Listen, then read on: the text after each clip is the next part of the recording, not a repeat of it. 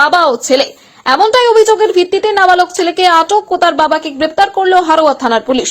হারোয়া থানার মোহনপুর এলাকার বিখ্যাত ইউটিউবার অরবিন্দু মণ্ডল ও তার এক নাবালক ছেলে প্রতিবেশী এক নাবালিকাকে সোশ্যাল মিডিয়ায় ভিডিও রিলস বানানোর নাম করে কয়েক মাস আগে ডাকে।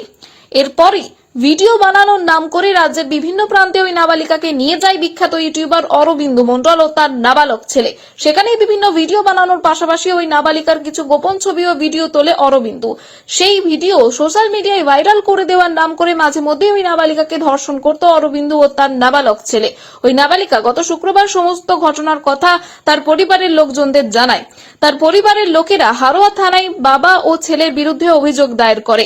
অভিযোগের ভিত্তিতে ঘটনা তদন্তে নেমে হারোয়া থানার পুলিশ রবিবার সকালে ওই এলাকা থেকে বিখ্যাত ইউটিউবার অরবিন্দু মণ্ডলকে গ্রেপ্তার ও তার নাবালক ছেলেকে আটক করে। পুলিশি হেফাজতের আবেদন জানিয়ে অরবিন্দু মণ্ডলকে রবিবার দুপুর পাঠানো হয়েছে বসিরহাট মহকুমা আদালতে। এ বিষয়ে দেখুন বিস্তারিত।